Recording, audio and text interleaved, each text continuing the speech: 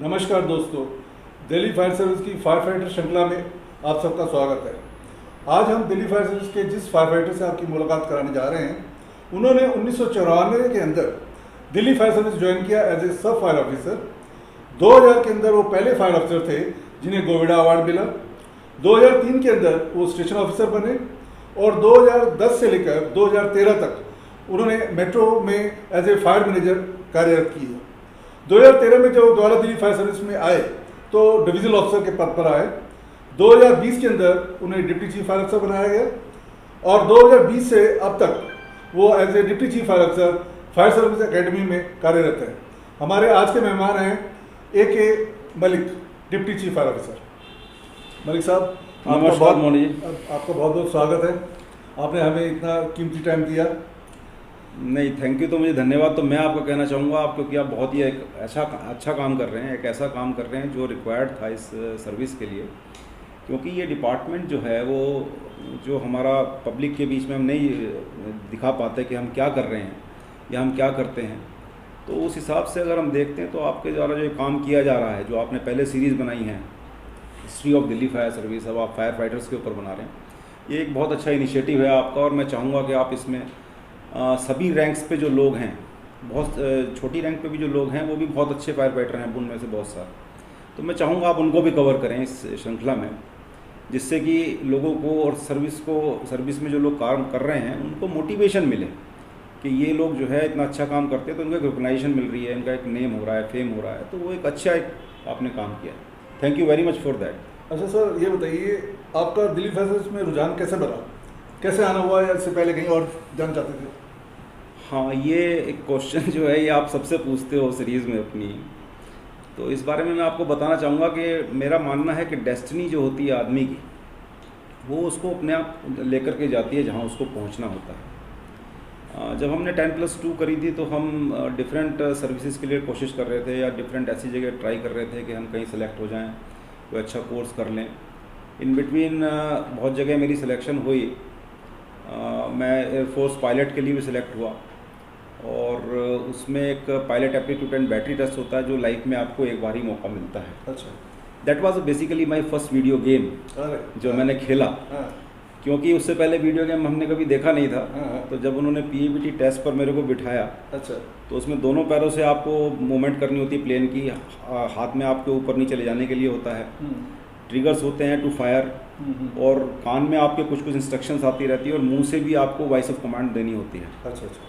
Totally integrated एक body का आपका वो देखते हैं कि आपका रिस्पॉन्स कैसा है, रिफ्लेक्सेस कैसे हैं, तो वो भी मैंने क्लियर कर लिया था। बट समहाउ ये जितनी जगह भी मेरा सिलेक्शन हुआ, अल्टीमेटली हुआ ये कि इंटरव्यू में मैं बाहर हो जाता था। That is a part of destiny. In between drawback ये हुई कि फादर मेरे यूपी मेडिकल सर्विसेज में असिस्टेंट डायरेक्टर रिटायर हो गए 87 में, and my study was in between. I were doing pursuing BSc eight that time. तो फिर ये हुआ कि अब कहीं से ऐसा कोई नौकरी या ऐसा कोई जॉब जल्दी से जिसमें नौकरी मिल जाए, तनख्वाह मिलनी शुरू हो जाए, उसको पकड़ा जाए। तो जहाँ जहाँ भी वैकेंसी निकलती थी, फिर जो छोटी मोटी जो भी वैकेंसी निकलती थी उस पर हमने अप्लाई किया। You wouldn't believe Moni ji कि मैंने पियोन के लिए भी अप्लाई किया है, and I got selected also. ASM, assistant station master, और पता नहीं कहाँ कहाँ मेरे जो है बहुत जगह से कॉल आए। तो उन कॉल्स में देखने के बाद जो NFSC नागपुर से एक लेटर आया कि 6 महीने का ये SO कोर्स का डिप्लोमा है जिसके लिए हमने अप्लाई किया था, and I was also second merit of that all over India. तो हमें उसके बारे में कुछ मालूम नहीं था कि ये क्या चीज़ है, कैसे होता है, क्या करते हैं ये लोग। Then I went to the fire station of the Muzaffarnagar. जब मुजफ्फरनगर में था तो मैं वहाँ के फायर स्टेशन अफसर से मिला जा करके मैंने उनसे पूछा कि साहब ये मेरे पास आया है लेटर, ये इसका स्कोप बताएं आप मेरे को। तो उन्होंने कहा कि ये अच्छा है, आपको नौकरी मिल जाएगी इसको करने के बाद, और इसका स्कोप भी आगे जा करके अच्छा है। तो मैंने उसका ड्यूरेशन टेन्योर देखा, 6 महीने का कोर्स था, तो मुझे लगा कि 6 महीने बाद ही मैं नौकरी कर पाऊँगा जी। तो I went to Nagpur, NFSC Nagpur में चला गया और वहाँ पर मैंने सक्सेसफुली ये कंप्लीट किया। कंप्लीट करने के बाद 91 में I appeared for given some interviews and waiting for the selection जी। तो उसके बाद एस्कॉर्ट्स लिमिटेड से मेरे को फरीदाबाद से कॉल आया कि you have been selected for the post of assistant fire officer जी। ये बात है 1992 की, जनवरी की। तो वहाँ पर मैंने जाकर के 1 फरवरी को ज्वाइन कर लिया था। 2 साल में वहाँ रहा। वहाँ पर मैंने पूरा सेटअप एक बनाया। आज की तारीख में आप अगर जाते हैं, the first fire officer there. अच्छा अच्छा। मैं पहला फायर ऑफिसर था। उससे पहले कोई नहीं था? उससे पहले कोई नहीं था वहाँ। एक MG शर्मा जी होते थे प्लांट 3 में, but he is from safety side. वो फायर ऑफिसर, उनको डेजिग्नेशन दिया हुआ था, बट टेक्निकली क्वालिफाइड आदमी मैं ही था। तो वहाँ 11 प्लांट्स थे, वो सारे प्लांट्स मैं देखता था। तो वहाँ पे मैंने रिक्वायरमेंट फेल्ट करी कि इनको एक इस्टेब्लिशमेंट की ज़रूरत है। तो वहाँ पर 2 फायर स्टेशन मैंने और 5 फायर ऑफिसर की पोस्ट क्रिएट करी। आज की तारीख में एस्कॉर्ट्स लिमिटेड में 2 फायर स्टेशन हैं और उनके पास 5 फायर ऑफिसर हैं। अच्छा अच्छा। तो जब वहाँ पे मैं काम कर रहा था तो उसी एक अंदर ये तो रहता ही है कैरियर में, क्योंकि ये तो मजबूरी में छोटी नौकरी की तरफ हम चले गए थे। तो एक मन में ये तो था ही कि भाई आगे कैरियर को प्रोग्रेसिव करना है, आगे बढ़ना है। तो उसके लिए फिर हमने अपने एवेन्यूज़ ढूंढने शुरू करे कि भाई आप कैसे आगे प्रॉस्पर कर सकता हूँ मैं। तो I come to know the qualification grade I and MI and all that. तो उसको करने के लिए आपको बहुत सारा लिटरेचर चाहिए, बहुत सारी आपको पढ़ाई करनी है, और कुछ लोग होंगे जो इस फील्ड के एक्सपीरियंस लोग होंगे, वो आपको अच्छी तरह से गाइड कर सकते हैं। तो मेरे को ये पता लगा कि दिल्ली फायर सर्विस में काफ़ी लोग हैं जो MI ग्रेड आई जिन्होंने कर रखी है। जी जी। तो उसने एक रुझान बनाया दिल्ली फायर सर्विस की तरफ कि क्यों ना दिल्ली फायर सर्विस में रेगुलर फायर सर्विस को ज्वाइन कर लिया जाए, जिससे कि मैं वो वहाँ पर जॉब भी कर लूँ और अपना कैरियर भी आगे बढ़ा सकूँ। 93 में मेरा सिलेक्शन हो गया था एज ए सब ऑफिसर जी। But I want to complete my 2 years at Escorts जी। इसलिए मैं 93 में ज्वाइन नहीं करा, मैं वेट किया जब मेरे 2 साल पूरे हो गए। तो मैंने 94 फरवरी में 2 फरवरी को ज्वाइन किया दिल्ली फायर सर्विस को एज ए सब ऑफिसर। उसका मेन रीज़न ये था कि I want to prosper in this field. इस फील्ड के अंदर मैं आगे बढ़ना चाहता था और मुझे लगता था कि दिल्ली फायर सर्विस में मुझे इसका अच्छा माहौल मिलेगा। इस वजह से मैं आया था। सबसे पहले पोस्टिंग कहाँ थी आपकी जब आपने ज्वाइन किया? जब ज्वाइन किया हम लोग 8 लोग थे हम बैच में, जब हम एसओ आए थे। अच्छा।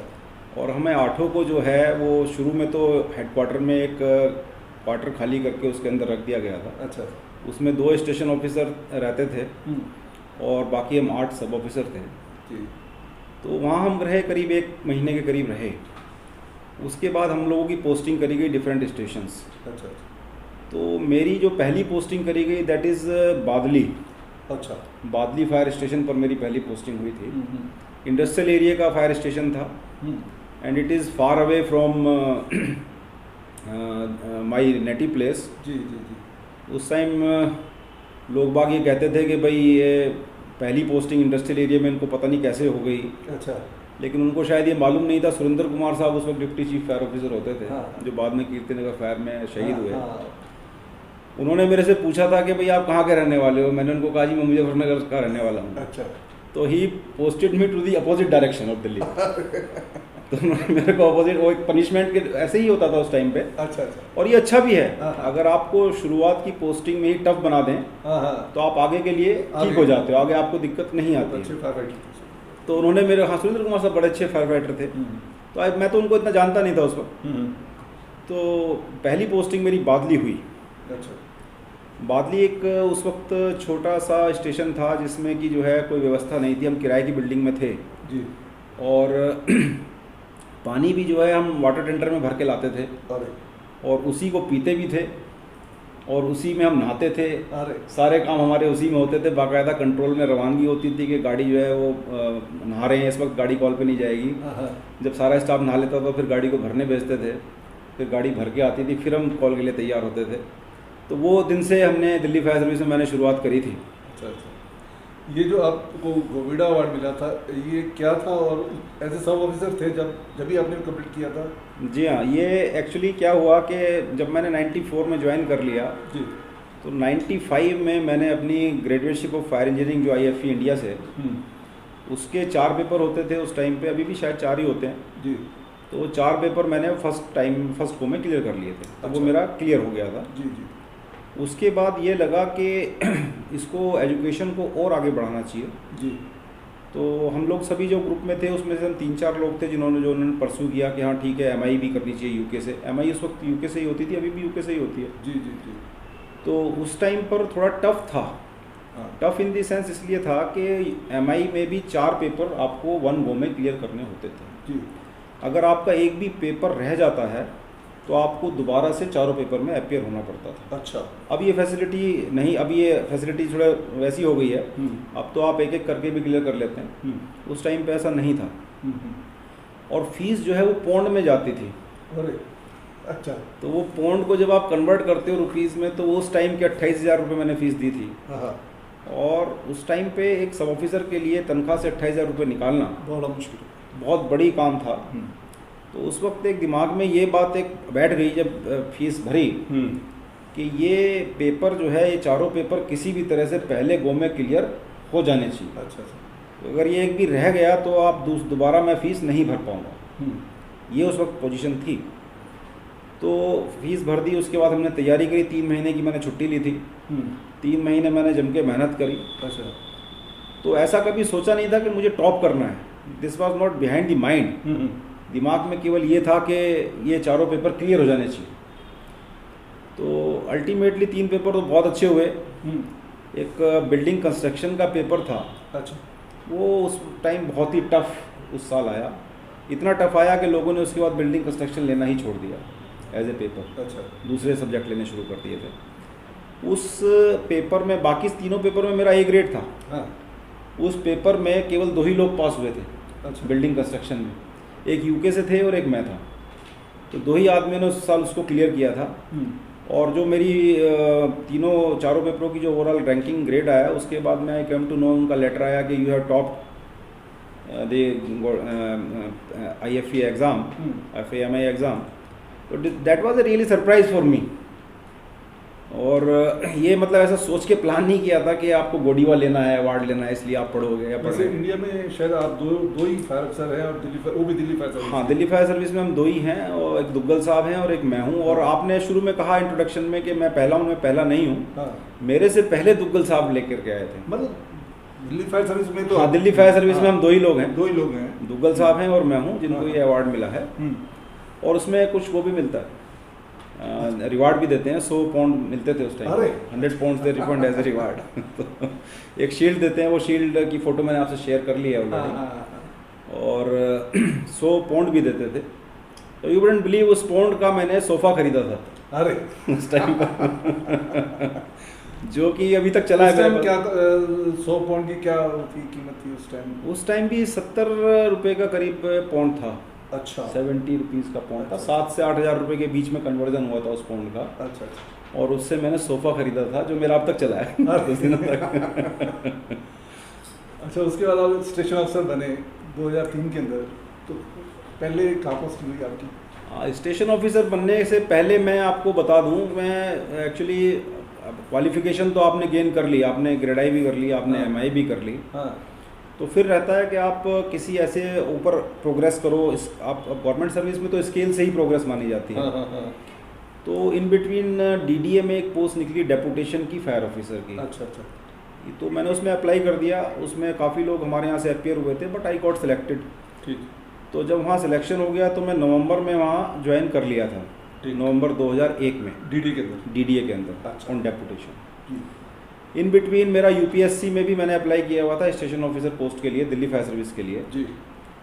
इन बिटवीन मैं जब वहाँ DDA में था तभी मेरा सिलेक्शन दिल्ली फायर सर्विस में एज ए स्टेशन ऑफिसर भी हो गया। जी। UPSC के द्वारा। तो UPSC ने मुझे दोबारा लेटर भेजा कि you join for as a station officer. तो मैं 3 महीने ही, ज़्यादा दिन नहीं रहा DDA में, केवल 3 महीने ही रहा। 3 महीने बाद I join back directly as a station officer. 2003 में मैं आ गया था। 2003 में आने के बाद एज ए स्टेशन ऑफिसर मेरी पोस्टिंग जो है लक्ष्मी नगर में मैं था SO। अच्छा। तो वहीं पर मैंने ज्वाइन कर लिया था। अच्छा। तो instead of posting me somewhere else, Santosh Singh साहब का आप इंटरव्यू ले चुके हो शायद। हाँ। तो संतोष सिंह साहब उस वक्त मेरे DO होते थे जब मैं SO था। हाँ। तो 8 साल लगातार मैं लक्ष्मी नगर रहा हूँ। अच्छा। तो मेरा पोस्टिंग ट्रांसफ़र नहीं होने देते थे। हाँ। नहीं, जबकि विश्वास था कि भाई ये जब फायर फाइटर हमारे बहुत हाँ। अच्छे हैं, और ये जब फायर पे चले जाएंगे तो कंट्रोल कर लेंगे। उसका कारण बताता हूँ। हाँ। ट्रांस यमुना जो कि जो फायर कॉल्स हैं वो बिल्कुल डिफरेंट टाइप की फायर कॉल्स हैं। हाँ। वहाँ पर जो है बहुत कंजेस्टेड एरियाज़ हैं। जी। रिस्क थोड़ा ज़्यादा इसलिए बढ़ जाता है। दूसरी चीज़, अगर आपका रिस्पॉन्स थोड़ा भी लेट हो जाता है जी, तो आप पीछे हो जाते हो फायर फाइटिंग में काफ़ी, आपका ऑपरेशन बहुत बड़ा हो जाता है। जी जी। तो संतोष सिंह साहब को बहुत विश्वास था, विश्वास इन दी सेंस काम तो वो देखते ही थे हमेशा करते हुए। तो हमारा रिस्पांस भी, जो हमारा टर्नआउट था वो बहुत फास्ट था। अच्छा, बहुत फास्ट टर्नआउट था मेरा जब मैं एसओ और एसटीओ था, फर्स्ट रिस्पॉन्डर जब तक रहा। हाँ। अभी भी बहुत फास्ट है, बट अब तो एक और उम्र हो गई, तो बहुत फास्ट नहीं, रिस्पॉन्स अभी भी था। आप एक्टिव है। नहीं, वो ठीक है, हाँ। बट वो जवानी वाली बात तो नहीं रहती। नहीं नहीं। हाँ तो संतोष सिंह साहब ने बहुत फायर कॉल्स होती थी ट्रांस यमुना में। हाँ। तो वहाँ पर हम 2-3 लोग थे, रामकिशन दहिया जी थे, सरजीवन कौशिक जी थे, हाँ। मैं था, हम 2-3 लोग थे। हाँ। जो उनमें से अगर कोई भी एक पहुंच जाता था, कॉल पे ड्यूटी पे होता था, तो मतलब एक तसल्ली हो जाती है सीनियर अफसर्स को कि भाई ये इनमें से ये भी पहुंच गया है, या मलिक पहुंच गया है, या रामकिशन पहुंच गया है, या हाँ।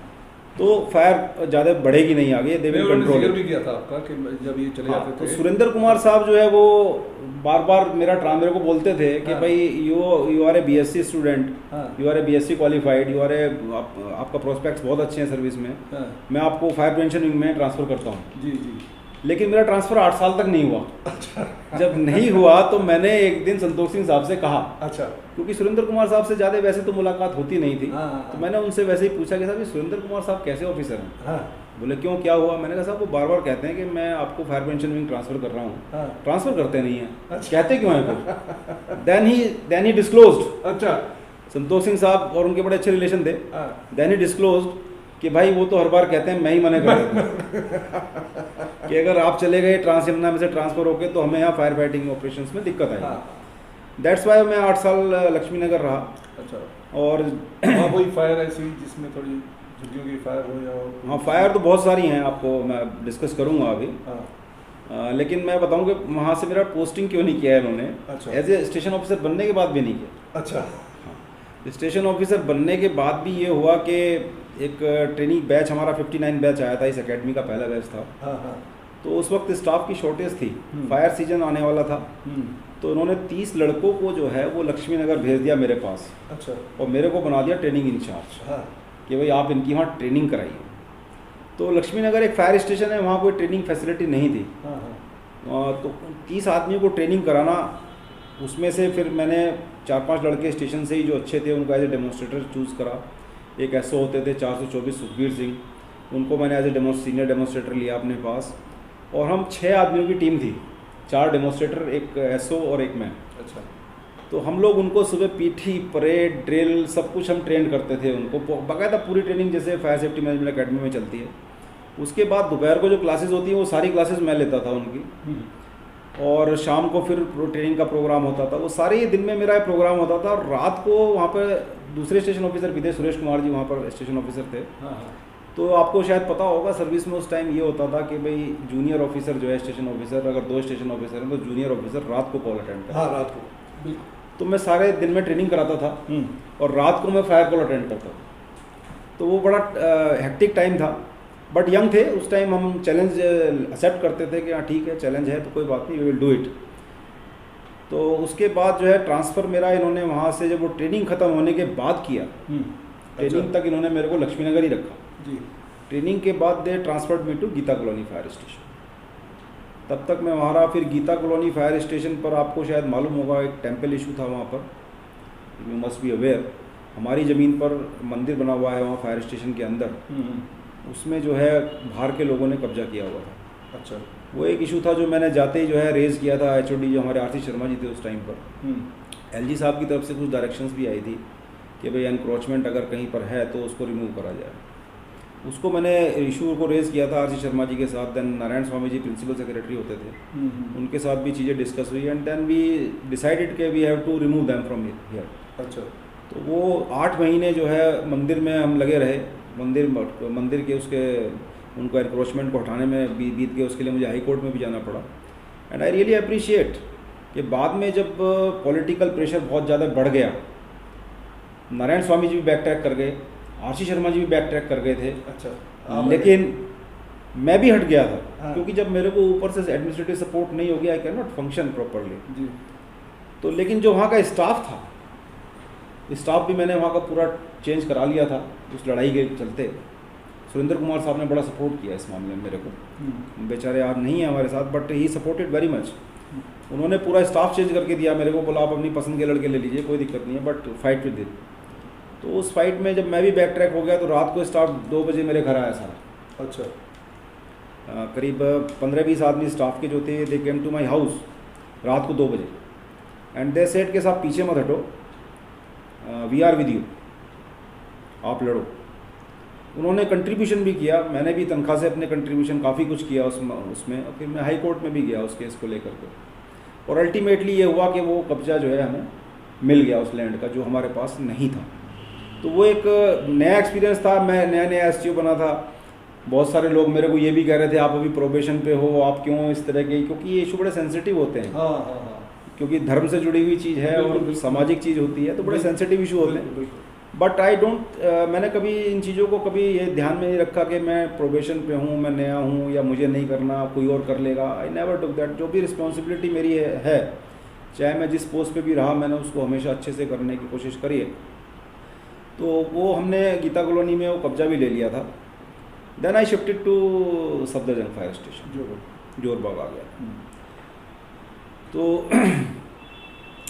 फायर की जहाँ तक आप बात कर रहे हो कि फायर और तो बहुत सारी हैं, एंड यू वुडंट बिलीव कि अब उस टाइम हम लोग काम करते थे। अब अगर मैं सोचता हूँ उस चीज़ को, जब मैं रिकॉल करता हूँ, तो मुझे खुद ये लगता है कि ये हमने जो किया, क्या ये सही था, क्या ये रिस्क लेना चाहिए था। अच्छा। इस तरह के ख्याल मन में बहुत आते हैं। अब उस वक्त नहीं आते थे, हाँ, और अभी भी नहीं आते। अगर अभी आप कॉल पे होते हो तो उसको, कि फायर कॉल पर क्या है कि आपको इमीडिएट फ्रिक्शन ऑफ सेकंड्स में डिसीजन लेना बिल्कुल। You can not defer that. बिल्कुल वो इमीडिएट डिसीजन लेना होगा। वो डिसीजन गलत हुआ, सही हुआ, वो एक बाद का विषय होता है एनालिसिस करने का। मैं आपको बादली से ही मैं आपको बताऊं, पहली जो मेरी कॉल थी हेडक्वार्टर जब हम थे जी, जो मेरी फर्स्ट कॉल थी दिल्ली फायर सर्विस में जी, that was a basically rescue call. अच्छा। पुराना किले में एक लड़की कुएं में गिरी थी। अच्छा। उसको उस वक्त आपको ध्यान होगा हमारे पास एम्बुलेंस होती थी। हाँ, मॉरिस ड्राइवर होता था हाँ, CC में। हाँ, तो मॉरिस के साथ मैं उस कॉल पे रिस्पॉन्ड हुआ था जी। उस लड़की को मैंने रेस्क्यू किया था। अच्छा। तो my first call was not a fire call, हाँ, हाँ। It was a rescue call, drowning rescue call. हाँ, तो शायद मुझे उस दिन ये वो हुआ, एक जब आप किसी की लाइफ सेव करते हो तो एक आपको एक जो फीलिंग आती है ना, वो आपको किसी और चीज़ में नहीं आती। बिल्कुल। तो उस दिन मेरे को ये फील हुआ कि ये एक जॉब जिसमें मैं आ गया हूँ, इसमें मैं बहुत कुछ लोगों की सहायता सेवा कर सकता हूँ।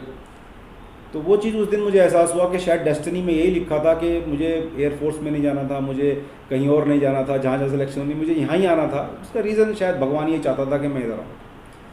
तो बादली के अंदर एक कॉल आपको मैं बताता हूँ, बड़ी इंटरेस्टिंग। एक बादली फायर स्टेशन के पीछे एक बिल्डिंग थी जी। मैं आपको डिसीजन की बात बता रहा हूँ कि फ्रिक्शन ऑफ सेकंड्स में डिसीजन जो लिए जाते हैं वो क्यों लिए जाते हैं। अच्छा अच्छा। कैसे लेने होते हैं, मैं उस पर थोड़ा सा आपको बताना चाहूँगा। कॉल पे हम टर्नआउट हुए बादली से, हम उस कॉल पे पहुँचे। हमारे पास उस वक्त एक ही वाटर टेंडर था उस दिन हमारे पास जी। उसको लेकर के हम पहुँचे। पहुँचने के बाद ग्राउंड फ्लोर पे पूरे पे फायर थी जी। तो मैंने जाते ही उस कॉल को मेक 4 कर दिया था। अच्छा। उसके बाद जब मैं उसमें एंट्री लेने की कोशिश करी ब्रांच लगा करके, होज लाइन लगा करके, तो जब वाटर ऑन करने का मैसेज दिया तो पानी थोड़ा सा आया फिर बंद हो गया। अच्छा, पहले रिजर्वायर से खुलवाया करते? नहीं, गाड़ी से हमारी लाइन लगी हुई थी। अच्छा अच्छा। वो जैसे ही प्रेशर आपका बढ़ाता था वैसे ही जो है, जब उसको बोलते थे प्रेशर नहीं आ रहा, तो वैसे हल्का हल्का पानी आता था। जैसे ही वो प्रेशर बढ़ाता था तो पानी बंद हो जाता था। Was a peculiar problem. In between जब ये सब चल रहा था तो मैंने उसको जो ब्रांच पे दूसरा लड़के थे मेरे साथ, मैंने कहा भाई तुम ब्रांच पकड़ो, मैं जरा अंदर जाके देखता हूँ क्या। अच्छा। थोड़ा सा अंदर गया उसमें तो आई सा दी ब्लड स्टेन्स। अरे। तो वहाँ पर जो जीना ऊपर जा रहा था उसमें पैरों की छाप लगी हुई थी ब्लड की। अच्छा। और उनकी जो डायरेक्शन थी वो ऊपर की तरफ, मतलब जैसे वो चढ़े हैं ऊपर, पंजा उस तरफ था। तो आई इमीडिएटली नोटिस कि इसमें जो है कुछ ना कुछ लोग जो है, तो उसमें जो पैरों के निशान देख के लगा कि कुछ लोग ऊपर चढ़ के गए हैं जो इंजर्ड हैं। अच्छा। तो एक वहाँ पर कितने फ्लोर की बिल्डिंग थी वो? ग्राउंड +3 थी बिल्डिंग। ग्राउंड +3। अच्छा। तो वहाँ पर एक मेरे पास 2-3 जो फायरमैन थे, नए नए यंग लड़के थे जी। तो उनमें एक पहलवान टाइप लड़का था, उसको लेकर के मैं ऊपर गया। अच्छा। मैंने कहा तुम मेरे साथ आओ जी। इनको करने दो। जी। ये अपना देख लेंगे क्या प्रॉब्लम आ रही है। नहीं, फायर कौन से फ्लोर पे थी? फायर ग्राउंड फ्लोर पे थी। अच्छा, ग्राउंड फ्लोर। कुछ पोर्शन ग्राउंड तो पूरा इन्वॉल्व था, फर्स्ट पे भी कुछ पे पहुंची हुई जी, बेसिकली जीना जो है वो ट्रैप उस वक्त नहीं था, उस वक्त जीना खुला हुआ था। खुला हुआ। तो मैं उसको लेकर के ऊपर चला गया। ऊपर गया तो वहाँ पर मुझे 2 आदमी मिले अच्छा, जो जले हुए थे। उनके थोड़ा सा पोर्शन जला हुआ था और पैर वैर छिले हुए थे। अच्छा, तो जब उनको नीचे हम उसको मैंने बोला कि आप जाके देखो नीचे, इनको निकालना है, लड़के बुला के लाओ। तो वो नीचे आया उतर के और फिर वापस गया, बोला साहब वो जीना तो ब्लॉक हो गया, तो फ्लेम आ गई उधर। ओह, तो basically we are not trapped और हमारे पास पानी भी हमारा नहीं चल रहा। अरे, इस सिचुएशन। और एक ही बारटेंडर था। और यू वुडंट बिलीव, बाहर वो इंडस्ट्रियल एरिया है, हाँ, तो वहाँ करीब 200-250 लोगों की भीड़ भी इकट्ठी थी। जो लेबर्स होती हैं वो सारे इकट्ठे थे। अच्छा, तो वहाँ पर मैंने जो है ऊपर से ही चिल्लाना शुरू करा छत पे से हाँ, कि ये छोड़ो, पानी आग बाद में बुझाएंगे, हाँ, पहले लेटर दो। अच्छा, तो वहाँ से हमने लेटर लगाई। उन लेटर से हम पहले उनको उतार करके लाए, अच्छा, दोनों को। उसके बाद जो है इन बिटवीन जब नीचे आके खड़े हुए तो वजीरपुर में राम सिंह एसटी होते थे, अच्छा, हाँ, उनका वाटर बाउजर जो है आता हुआ दिख गया मुझे। हाँ, तो एक सांस आ गई हाँ, कि भाई ये अब जो है फायर फाइटिंग भी हो जाएगी। हाँ, तो this is the quick decision. उस टाइम पे आप होपलेस भी हो सकते हो कि आपके हाँ, पास पानी घबरा भी नहीं है, सकते आप हो। ट्रैप भी हो गए हो। बिल्कुल बिल्कुल। But we work accordingly. वो बहुत फ्रिक्शन ऑफ सेकंड्स में डिसीजन लेने होते हैं। हाँ, हाँ, और बाद में यू वुडंट बिलीव कि वो हुआ क्या था। जो आपकी ब्लैंक कैप जो आप ऊपर उस पर लगाते हो टैंक के ऊपर, उसके अंदर रबड़ की लाइनिंग होती है अच्छा, जिससे कि पानी छलके ना। हाँ, हाँ, वो रबड़ का पूरा वो निकल करके टुकड़ा और वो जो इनलेट है टैंक का, उस पर जा करके बैठ गया। तो जैसे ही वो प्रेशर देता था पानी बंद हो जाता था, पानी में दे। जैसे ही प्रेशर कम करता था हल्का हल्का पानी आता था।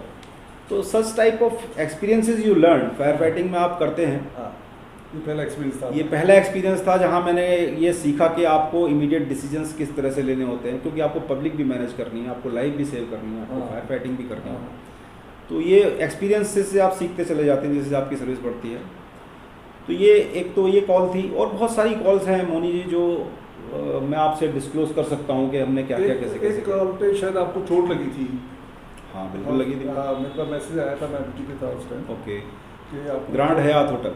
गले में लगी थी शायद, या कहाँ? नहीं, बैक में इंजरी थी। हाँ, बैक में। बैक में इंजरी थी। हाँ, हाँ, वो फायर ग्रांड हयात होटल जो वसंत कुंज में है जी, वो उसकी कॉल थी। 2007 की शायद बात है। हाँ, हाँ, हाँ, 26 जनवरी का शायद दिन था, हम्म, पूरा तो ध्यान नहीं है, पर हाँ शायद 26 जनवरी थी। हम्म, हमें कॉल मिली थी ग्रांड हयात होटल की फायर की। तो जब हम वहाँ पहुँचे तो उसके बैक साइड में लॉन है उनका, उस लॉन की साइड पे जो पोर्शन है वो उसमें पूरे में ग्राउंड फ्लोर पे फायर था। अच्छा, और जो बिल्डिंग का जो ग्लासेस हैं वो टूट टूट के गिर रहे थे, अच्छा, और हीट काफ़ी थी, मतलब काफ़ी इंटेंसिटी थी फायर की। तो जल्दी से एंट्री अंदर लेने की किसी की हिम्मत नहीं हो रही थी जी, तो एक leading fireman 435 Naresh Rana retire हो गए, एज ए स्टेशन हाँ, ऑफिसर स्टेशन ऑफिसर, हाँ। रिटायर हुए हैं। हाँ, वो लीडिंग फायरमैन थे मेरे पास उस टाइम पे। तो मैंने उनसे कहा राणा जी एंट्री तो लेनी पड़ेगी, बिना एंट्री लिए तो ये कंट्रोल होगी नहीं, ये फैल जाएगी। तो राणा ने और मैंने जो है एक साइड से हमने एंट्री ली उसमें। जी, उसके बाद मैं उनको वहीं छोड़ के आ गया जी, कि आप इस ब्रांच को अब संभालो, मैं दूसरी ब्रांच एंटर करता हूँ। हम्म, तो जब भी पीछे भी यही था कि जब भी एंट्री की कहीं बात होती थी तो सीनियर अफसर भी सब मुझे ढूंढते थे कि भाई मलिक को बुलाओ, पकड़ के वो करेगा entry। बिल्कुल, तो उसके बाद दूसरी ब्रांच मैंने सफदरजंग के और स्टाफ था उनके साथ लेकर के एक दूसरी ब्रांच सेंटर से मैंने एंट्री करी। अच्छा, तो फायर जो है एकदम से फिर कंट्रोल होना शुरू हो गई। अच्छा। कैटेगरी तो हमने शुरू में ही रेज कर दी थी फायर फर्स्ट फ्लोर पे थी? कौन से फ्लोर पे? ग्राउंड फ्लोर पे। ग्राउंड फ्लोर, अच्छा, ग्राउंड फ्लोर पे थी। उनका बार वगैरह भी वो सब उसी में था, वो सब वैसा मटेरियल। तो बड़ी इंटेंसिटी बहुत ज़्यादा थी फायर की। जी, तो कंट्रोल सी होनी शुरू हो गई थी उस टाइम पर। सीरियस डिक्लेयर हो गई थी फायर तो बाद में। हाँ, हाँ, तो इन बिटवीन सीनियर ऑफिसर्स आने शुरू हो गए। हम्म, तो उनकी जो लॉबी है वो ट्रिपल हाइट है अच्छा, होटल की, जी, उसकी 30-32 फुट हाइट है।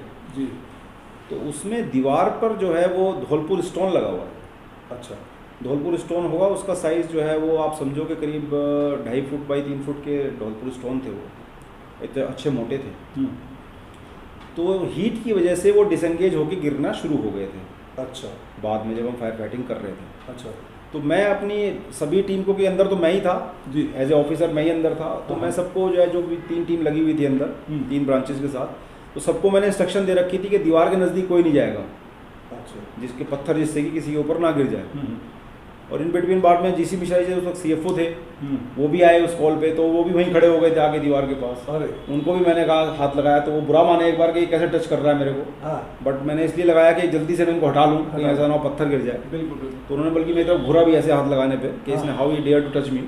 तो मैंने कहा सर आप एक साइड हो जाओ, पत्थर गिर रहे हैं सर ऊपर से। देन ही रियलाइज कि हाँ ठीक है। तो ये सारा कुछ हो रहा था। उसके बाद मेरे को एकदम से रियलाइज़ हुआ कि 435 नरेश राणा तो वो अकेला ही है, उसके पास तो कोई होगा ही नहीं। काफ़ी देर हो गई थी। तो I immediately turn back from there. अच्छा। और टर्न करके मैं उसकी तरफ जो चला हूँ जाने के लिए, तो इमीडिएटली एक पत्थर ऊपर टॉप से निकल के आया मेरे, और it strike at my helmet, और मैं सबको बचा रहा था और मैं खुद वहीं से जा रहा था। तो ये डेस्टिनी थी। It strike on my helmet. वो पत्थर 2 हिस्सों में टूट गया। टूटने के बाद 40 किलो करीब वेट था उसका। अरे हाँ। तो वो जब टूट गया, टूटने के बाद वो एक इस साइड उसने स्ट्राइक करा, और दूसरा जो है वो इस साइड पैर के पास से गया 2 हिस्सों में। तो आई रिगेन माई कॉन्शियसनेस जब मेरा मुंह जमीन पे लगने वाला था ड्यू टू इम्पैक्ट। अच्छा। मतलब वो गिरने पे वो टकराया ये पता लगा। उसके बाद जब मुझे दोबारा होश आया तो मेरा मुंह नीचे टकराने वाला था ज़मीन पे। आई रीगेन माई कॉन्शियस, ऐसा लगा जैसे बहुत ज़ोर से बिजली का झटका लगा। अच्छा। क्या हुआ वो समझ में नहीं आया। मैं सीधा खड़ा हुआ तो there was acute pain in the back. तो मैं वहाँ से एक फायरमैन ने आकर के तुरंत जो है इधर मेरे को सपोर्ट कर दिया, उसके कंधे पे हाथ रख के मैं बाहर आ गया लॉन में, और लॉन में आके मैं लेट गया। पेन वाज सो एक्यूट कि मुझे ये डाउट हुआ कि मेरी बैकबोन में इंजरी है शायद। अच्छा। इतना ज़्यादा पेन था। तो फायरमैन सब वो एम्बुलेंस बाहर खड़ी हुई थी, उन्होंने कहा चलो चलो उठाओ एम्बुलेंस में ले चलो। तो मैंने उनको कहा नहीं, मेरे को उठाओ मत आप, आप स्ट्रेचर यहीं ले करके आओ, क्योंकि मेरे को डाउट था ये लोग उठाएंगे हिलाएंगे तो शायद बैकबोन ना हिला दे मेरी। तो स्ट्रेचर वहीं मंगा ली थी मैंने, और स्ट्रेचर पे मैं दूसरी कोनी से शिफ्ट हुआ था। अच्छा। अपने आप ही शिफ्ट होकर के मैं स्ट्रेचर पे चला गया। देन हॉस्पिटल मैंने उसको एम्बुलेंस को बोल दिया था आप मेरे को अपोलो हॉस्पिटल ले चलिए। इन बिटवीन वो जो एम्बुलेंस में रहते हैं उसने मेरे से पूछा कि सर क्या कुछ चाहिए आपको। मैंने कहा यार दर्द का इंजेक्शन हो तो लगा दो, अगर बुबरान वगैरह कुछ है तुम्हारे पास दे दीजिए, नहीं तो रहने दो। तो देन ही उसने जो है इस तरफ तो चोट थी, तो उसने इधर से जो डांगरी वगैरह काटी इंजेक्शन देने के लिए, तो he was also shock to see the injury. तो उसका भी हाथ जो है ऐसे ऐसे हिला। तो मैंने कहा कुछ नहीं तो घबरा मत, तो आराम से इंजेक्शन दे दे, मैं ठीक हूँ, घबरा मत। मैं उसको सपोर्ट कर रहा था बेसिकली। तो उसके बाद जब अपोलो पहुँचे तो दे टुक मी टू द एक्सरे और इमरजेंसी वगैरह में लेकर के गए। तो उसके बाद नीचे आ गए तो डॉक्टर साहब ने मेरे को आकर के जो है बताना शुरू करा कि यू आर वेरी लकी, आप बहुत भाग्यशाली हो। क्या पहले तो उन्होंने पूछा क्या हुआ था, मैंने उन्हें बताया 40 किलो का पत्थर ऐसे ऐसे गिरा और वो टकराया है पीछे कहीं। तो यू आर वेरी लकी, आप अगर 1 इंच भी इतना भी अगर आपका उधर होता तो आपकी स्पाइन पे इंजरी होती, आपकी आंखें जा सकती थी, आपकी आवाज़ जा सकती थी, आप पैरालिसिस हो सकते थे। तो वो ऐसे ऐसे बता रहे थे मेरे को। तो I immediately said to him कि डॉक्टर साहब आप मेरा इलाज कर रहे हो, आप मुझे डरा रहे हो। तो देन ही सेड नहीं मैं आपको बता रहा हूँ कि हाउ लकी यू आर। तो मैंने कहा सर ठीक है। देन ही सेड, मैंने कहा सर आप इसका फिर इलाज बता दीजिए, ये नहीं हुआ क्या वो बता दीजिए। बोला आपकी स्कैपुला बोन फ्रैक्चर हो गई। अच्छा। मेरी दोनों ही बोन स्कैपुला फ्रैक्चर्ड है आज की तारीख में। अच्छा। ये पहली हुई थी इस फायर पे। तो मैंने कहा सर इस ट्रीटमेंट, बोला ट्रीटमेंट प्लास्टर तो हम कर नहीं सकते, वैसे बहुत सारी मसल्स होती हैं इस बोन पे, ये अपने आप जुड़ जाती है, केवल आपको हाथ को जो है इमोबिलाइज रखना होगा। तो मैंने कहा ठीक है, फिगर ऑफ 8 लगाइए, फिर आप मेरे को डिस्चार्ज कर दीजिए। तो इमीडिएटली शॉक कि हम आपको, क्योंकि पीछे सब जला हुआ भी था, एब्रेशन भी था, छिला हुआ भी था, इंजरी तो बहुत सारी थी। तो ही इमीडिएटली शॉक के नहीं ऐसे कैसे आपको डिस्चार्ज करते हैं, we have to keep you for 48 hours for to check your parameters, आपके पैरामीटर ऊपर नीचे हो गए तो विल बी रिस्पॉन्सिबल। तो मैंने कहा ठीक है कोई बात नहीं, मेरे घर के जहाँ मैं रहता हूँ सफदरजंग में, वहाँ पे 2 बड़े हॉस्पिटल हैं, एम्स है सफदरजंग में, अगर कोई दिक्कत होगी तो आई विल गो देयर, आप मेरे को डिस्चार्ज कर दीजिए। तो I take my discharge and you wouldn't believe Delhi fire service के ऑफिसर्स चोट लगती है तो सब ऑफिसर्स पहुँचते हैं। हाँ। तो ये जब पहुँचे वहाँ, जब ये वहाँ पहुँचे तो मैं घर पहुँच गया था। नहीं, हमारे को मैसेज आया था, मैं उसका ड्यूटी पे ही था कि आपको चोट लगी और बहुत सीरियस है। सीरियस ही थी, काफ़ी चोट, बहुत सीरियस है। हम सब डर गए थे। हमने अटवाल साहब उस टाइम वहाँ सीट में रहते थे, उनको भेजा, मैंने कहा जाइए और पता करके आइए। फिर अटवाल साहब पहुँचे थे हॉस्पिटल, पहुँचे अस्पताल, अटवाल साहब अकेले थे जो हॉस्पिटल पहुँच गए। हाँ, मैंने ही भेजा था उनको। हाँ, वो पहुँच गए कि भाई जाओ पता करके आओ, जल्दी मैसेज देना। क्या मैसेज है? बट ये इस तरह के इंसिडेंट्स मोनी जी, ये हम पता नहीं कितनी बार हो चुके। मैं आपको एक और इंसिडेंट बताता हूँ। लक्ष्मी नगर में था मैं उस टाइम, एसओ होता था जी। शकरपुर की एक हमें कॉल मिली थी, मकान में आग है।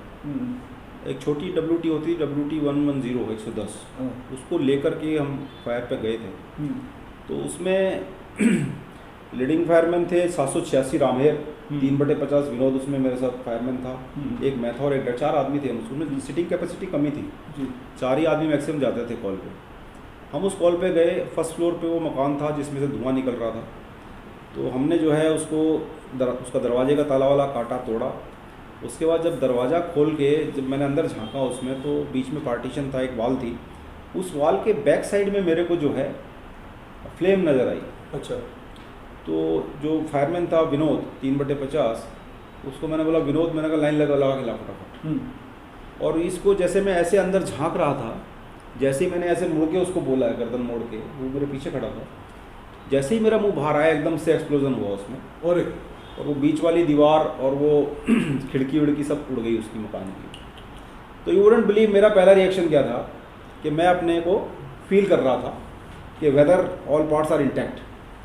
तो जब मैंने फील कर लिया कि हाँ मैं ठीक हूँ, तब मैंने विनोद की, फिर मुझे एकदम से उसका ध्यान आया कि वो फायरमैन भी था मेरे साथ। तो मैंने पूछा विनोद, तो विनोद की आवाज़ नहीं आई।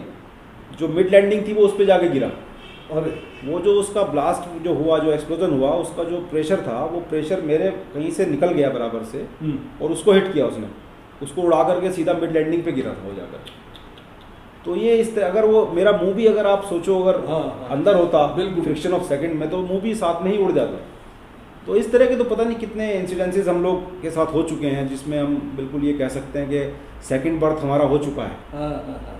बट मैं इन चीज़ों की कभी परवाह नहीं करी आज तक, क्योंकि मुझे लगता है कि डेस्टिनी आपकी लिखी हुई है, आपकी लाइफ भी लिखी हुई है ऊपर वाले ने। आप अच्छा काम करते रहिए, बचाने वाला भी वही है। बिल्कुल, दिल्ली फायर सर्विस के जितने सारे ऑफिसर हैं अच्छे फायर फाइटर हैं, उनमें क्यों नहीं चुने, आप बहुत ही अच्छे फायर फाइटर हैं, उसके बारे में तो पता है। और कोई मेजर फायर वगैरह जो आपके टाइम में कोई? हाँ, बहुत सारी मेजर फायर अटेंड की हुई हैं। जो आपकी ज्वालापुरी में PVC मार्केट हुआ था, अच्छा, उसमें I was also there. But बहुत बड़ा एरिया था, और उस पर हम शायद जो है 36 घंटे के करीब लगातार हम लोगों ने काम किया था। उस पर डिमांड थी, क्योंकि सारी सर्विस वहाँ लगी हुई थी, कहीं रिप्लेसमेंट था ही नहीं। आपको ये नहीं था कि आपको जो है रिलीव मिल जाएगी। तो हम लोग लगातार वहीं काम कर रहे थे, वहीं खा रहे थे, वहीं पी रहे थे, वहीं काम कर रहे थे। तो मेजर फायर तो और भी बहुत बड़ी बड़ी हैं, बट चैलेंजिंग कॉल्स जो हैं वो आई विल से वो यादगार रह जाती हैं, जिसमें आप चैलेंजेस फील करते हैं। ये तो है। मैं कॉल आपको और शेयर कर लेता हूँ। भीकाजी कामा प्लेस की कॉल थी जी, अंसल टावर 1 या 2 की कॉल थी, और एग्जैक्टली तो मेरे को याद नहीं है। I was station officer at that time at Safdarjung. उस कॉल पर जब मुझे मिली तो एसओ अमन था मेरे पास वहाँ पर, हम 2 गाड़ी लेकर के गए।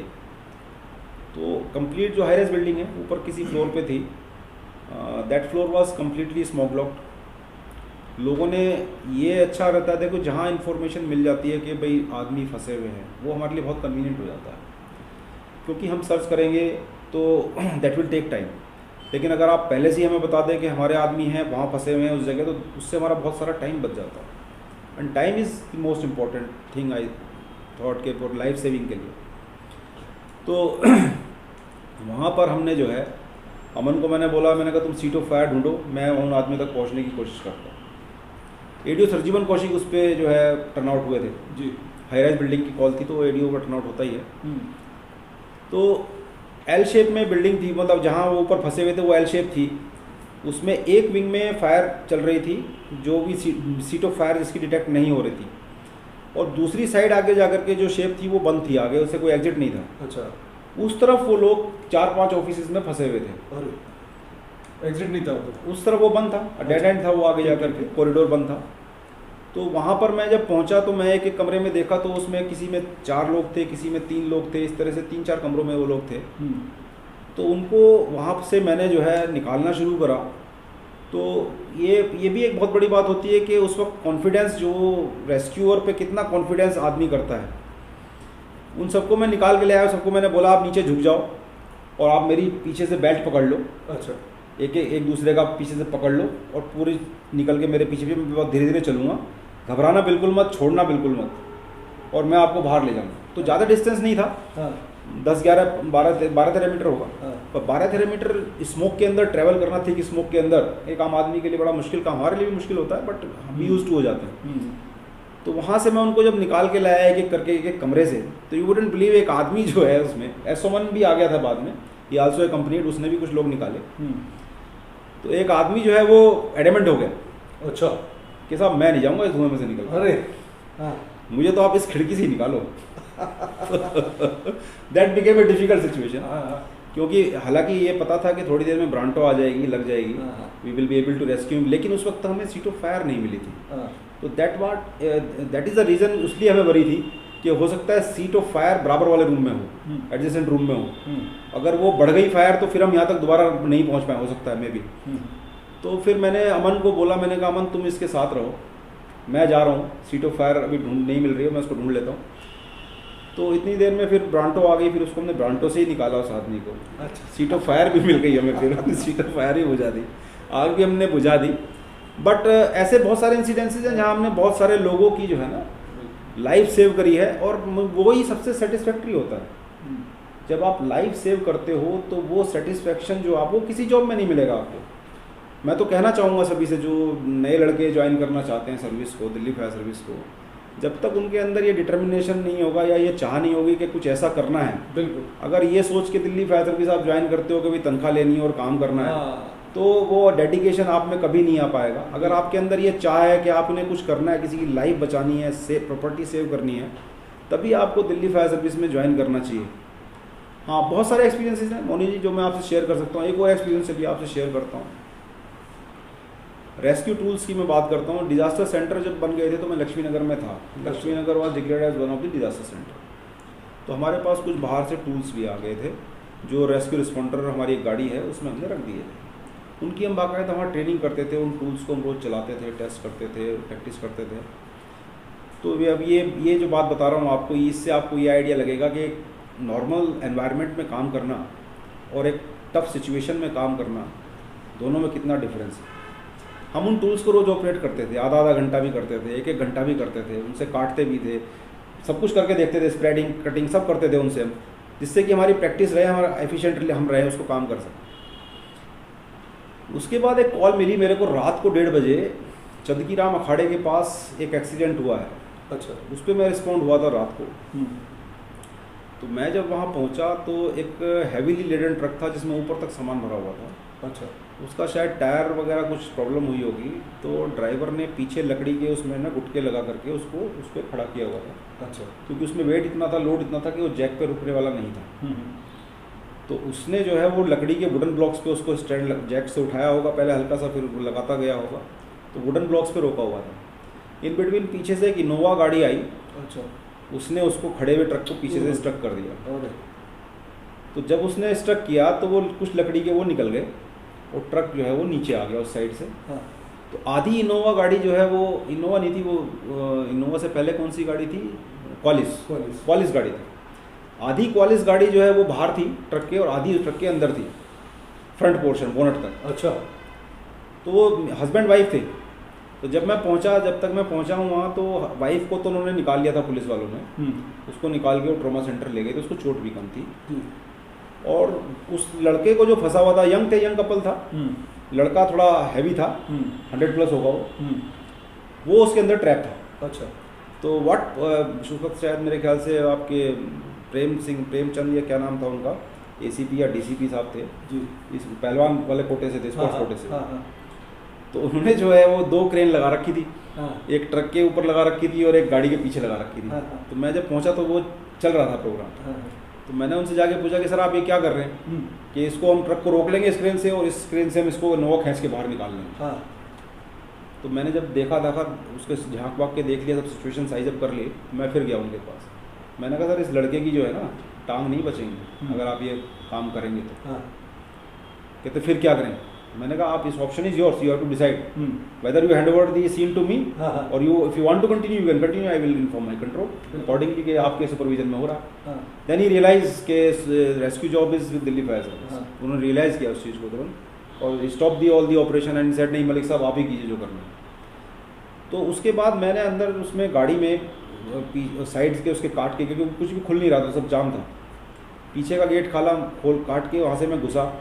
उसके बाद मैंने अंदर जा कर के स्प्रेडर लगाया। उसका एक्चुअली जो फ्रंट पोर्शन था, जो आपका डैशबोर्ड होता है, वो नीचे आ गया था। उस लड़के के दोनों पैर यहाँ से बुरी तरह दबे हुए थे। And he was crying like कि भाई मेरे पैर काट दो आप, लेकिन मुझे निकाल दो। उसको इतना पेन था कि मुझे किसी तरह बचा लो, पैर तो मेरे गए, आप पैर काट दीजिए मेरे।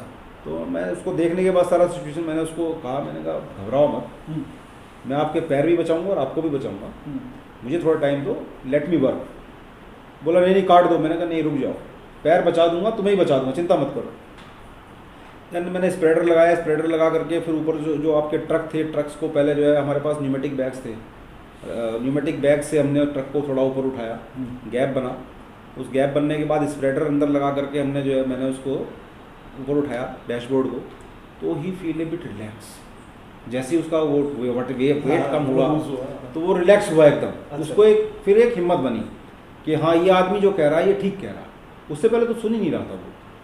तो उसके बाद ही उसको मैंने, जब उसको यकीन हो गया कि हाँ ये बचा लेगा, तो उसको मैंने कहा बिल्कुल शांति से बैठा रहा, चिल्लाओ ना, दर्द हो रहा है, ठीक है, जितना चिल्लाएगा उतना ज़्यादा टाइम लगेगा। मैंने कहा जितना शांति से रहेगा मैं उतनी जल्दी काम कर दूँगा। तो बेचारा चुप भी हो गया। फिर उसके बाद मैंने उसको जो है पीछे की सीट काटी, पीछे की सीट काट के निकाली। फिर जिस सीट पे वो बैठा हुआ था उस सीट को काट के उसको सीट समेत मैं निकाल करके लाया था।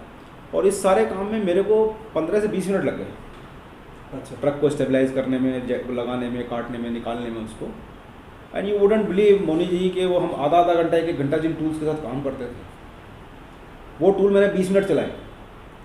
हालांकि ये सब छिल गए थे, हाथ वाथ मेरे, कांच था ना गाड़ी में सारा, डांगरी थी, डांगरी के अंदर भी जाकर के ये छिल गए थे सारे, खून निकल आया था जगह जगह से, क्योंकि लेट के काम करना पड़ रहा था। लेकिन 15-20 मिनट बाद जब मैं बाहर निकला तो यू वुडंट बिलीव मेरे legs were shaking like that. इतनी मतलब एनर्जी लगती है जब आप डिफ़िकल्ट कंडीशंस में रेस्क्यू करते हो, क्योंकि उस वक्त आप पे मेंटल प्रेशर भी होता है और फिजिकल प्रेशर भी होता है। किसी तरह बचाना है। हाँ, वो एक मेंटल प्रेशर होता है कि आपसे कहीं अगर आपका कोई भी एक्शन गलत हो गया तो जान जा सकती हो आप। इवन आप भी रिस्क में हो उस टाइम, क्योंकि जब आप उसके नीचे घुस के काम कर रहे हो तो वेट आपके ऊपर भी आ सकता है, you are also in risk. तो एक प्रेशर रहता है आपके ऊपर दिमाग में। और ये तो होता ही है कि टेंशन में आप काम करो, नॉर्मल काम करो, तो बहुत ये उस दिन मैंने रियलाइज़ करा कि जिन चीज़ों के, तो उससे मेरे को ये लगता है कि जो रेस्क्यू ट्रेनिंग्स हैं वो बहुत रिगरस होनी चाहिए। तो उसके लिए आपको तैयार जो है टीम को दूसरी तरीके से करना चाहिए, नहीं तो दे फेल। जब ये होगा तो फेल हो जाएंगे। और ये चीज़ जब हमारे साथ खुद हादसे होते हैं, ऐसे भी हादसे हैं जिसमें हम खुद इन्वॉल्व हो जाते हैं, तब ये चीज़ें और ज़्यादा साइकोलॉजिकल और मेंटली स्ट्रेंथ की आपको रिक्वायरमेंट होती है। अभी जो उकाया बैटरी में जो हमारा एक लड़का शहीद हुआ था, उस फायर पे आई वॉज देयर, मैं उस फायर पे था, जिसमें अमित बालियान लड़का जो है, नया ही लड़का था, ये एक्सपायर्ड। उसमें हम लोग सेटबैक में काम कर रहे थे उस टाइम पर। और मैं था, मेरे साथ महावीर था जो दब गया था, और 2 लड़के और ब्रांच पे काम कर रहे थे। एक साइड हम थे, एक साइड चट्टोपाध्याय साहब थे और उनकी टीम काम कर रही थी, जिधर वो लड़का अमित बालियान था। DCFO धर्मपाल भारद्वाज उस पर जो है इंचार्ज थे फायर के ऊपर। तो जब हम वहाँ काम कर रहे थे तो यू वुडंट बिलीव कि जिस टाइम वो बिल्डिंग कोलैप्स हुई है उससे करीब 2 मिनट पहले मैं बेसमेंट में गया हूँ नीचे। अच्छा। उस बिल्डिंग के, मेरी आदत है, मैं जहाँ रहता हूँ तो मैं कोशिश करता हूँ कि मैं ही फ्रंट से लीड करूँ, जिससे कि टीम में कॉन्फिडेंस बना रहे। तो मैं चाह रहा था कि बेसमेंट में हम एंट्री करके देख लें, क्योंकि बेसमेंट से ही आग चल रही थी, बेसमेंट में चल रही थी, धुआं आ रहा था। तो इट मीन्स कहीं आग है नीचे बेसमेंट में, अगर हम उसको पहले कंट्रोल कर लें, क्योंकि हम बाहर से तो पानी मार रहे थे बेसमेंट के अंदर, लेकिन ये था कि अगर सीट ऑफ फायर में पहुँच जाए तो जल्दी काम हो जाएगा। बिल्डिंग कोलैप्स का तो कोई कैलकुलेशन था ही नहीं, क्योंकि बिल्डिंग रात की कॉल थी, ज़्यादा मतलब टाइम नहीं हुआ था फायर को, तो ये बिल्डिंग काफ़ी मजबूत लग रही थी। ऐसा कोई बिल्कुल भी कैलकुलेटिव कहीं कोई सिम्टम नहीं था, कैलकुलेट कुछ भी नहीं था। We are very safe, we are feeling very safe, क्या कुछ नहीं है। इसीलिए मैं नीचे भी चला गया था, और मैं नीचे जाके देख के आया तो मुझे सीट ऑफ फायर नहीं मिली, ट्रेस नहीं हुई। तो मैं बाहर आया, बाहर आके मैं खड़ा ही हुआ था। उतनी देर में एक बाहर गाड़ी का ड्राइवर आया, वो बोला कि साहब वो पीछे की तरफ बिल्डिंग में आग फैल रही, लोग बता रहे हैं। तो मैं धर्मपाल साहब को बोला, वो महावीर को बोला, मैंने महावीर लड़कों का इनका दोनों का ध्यान रखियो, मैं ज़रा भी आता। And I went to the back side, और जब मैं बैक में पहुँचा हूँ इतनी देर में बिल्डिंग कोलैप्स हो। सो आई इमीडिएटली रेन बैक, जब मैं वापस भाग के आया तो जिधर चट्टोपाध्याय साहब थे 2 गेट थे, उसके उस वाले गेट के ऊपर जो है मेरे को सत्यवान जो एसटीओ हैं वो और एक फायरमैन, और वो पूरे धूल में डबरीज में जो है पूरे वो थे और लेटे हुए मिले वो मेरे को बाहर गेट के ऊपर।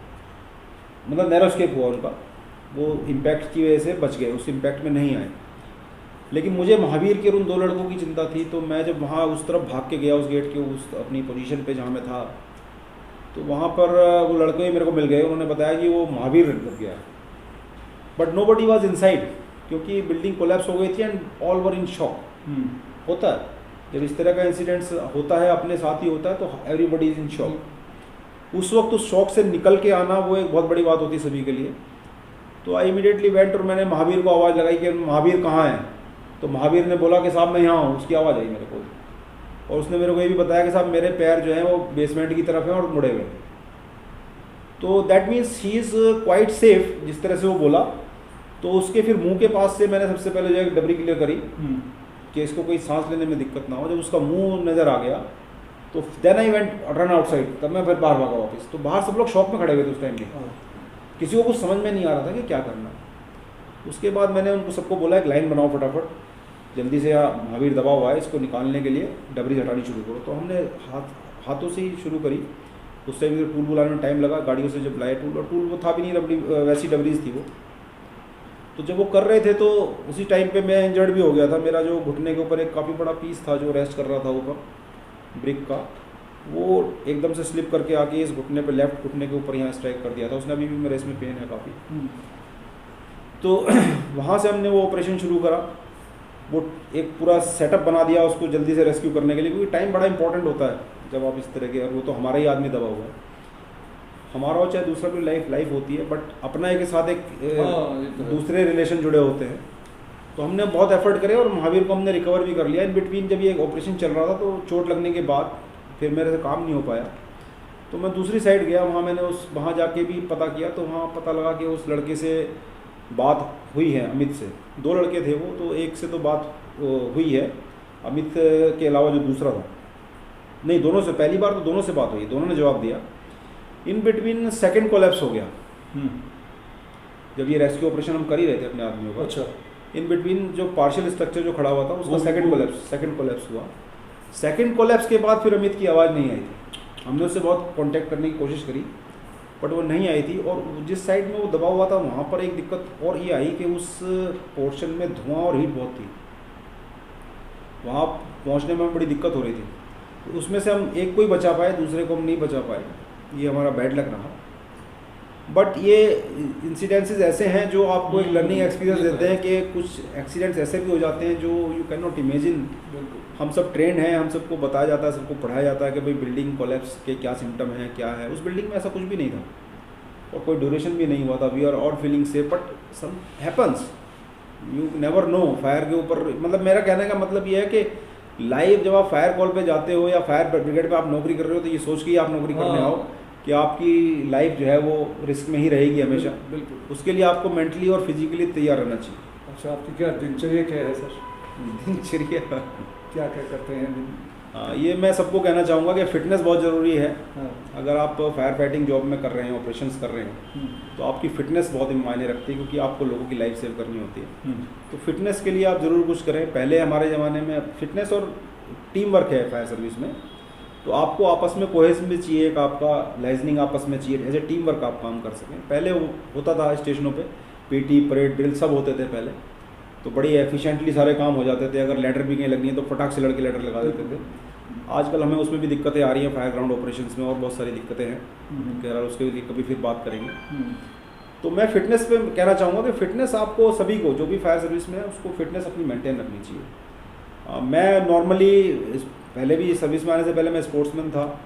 सर्विस में आने के बाद मैंने यहाँ बाकी स्पोर्ट्स तो आप खेल नहीं सकते क्योंकि नौकरी आपकी 72 घंटे की है जी। हम तो 72 घंटे में ज्वाइन करे थे, तो आप कहीं जा नहीं सकते, आ नहीं सकते उस 72 घंटे में। तो यहाँ एक वॉलीबॉल गेम चलता है शूटिंग वाला, वो हमने खेलना शुरू करा। तो वो मैं अभी भी खेलता हूँ शाम को डेली जी। और मॉर्निंग में मैं एक दिन जो है साइकिल चलाता हूँ 30 किलोमीटर के करीब, 3 साल हो गए मेरे को चलाते हुए। और एक दिन जो है मैं जॉगिंग करता हूँ करीब 8 किलोमीटर। जॉगिंग मेरी बंद है अभी और साइकिलिंग भी बंद है, इस चोट की वजह से अभी तक ये पूरी तरह हील नहीं हो पाई है तो वो अभी बंद है। पर हाँ 20,000 किलोमीटर में साइकिल कर चुका हूँ, कवर अरे कर चुका हूँ। हाँ और फुटबॉल वॉलीबॉल में अभी भी खेलता हूँ शाम को डेली। तो उससे मुझे लगता है कि हाँ फिटनेस कुछ लेवल बना रहे आपका, एटलीस्ट आप पब्लिक के बीच में जा रहे हो तो they should have a confidence in you कि हाँ ये आदमी फिजिकली फिट है और ये मेरे को सेव कर लेगा। बहुत ज़रूरी मैं समझता हूँ। Thank you very much sir, आपने इतना टाइम दिया। थैंक यू मोनी जी। ये थे हमारे आज के fire fighter deputy chief fire officer AK Malik. इन्होंने अपना एक्सपीरियंस बताया, इनको कैसे कैसे मुश्किलें आई, कैसे चोटें आई, उसके बारे में बताया। अगले एपिसोड में हम आप एक और फायर फाइटर से आपकी मुलाकात कराएंगे। तब तक के लिए मैं हरिंदर जीत सिंह आपसे विदा चाहता हूँ। जय हिंद।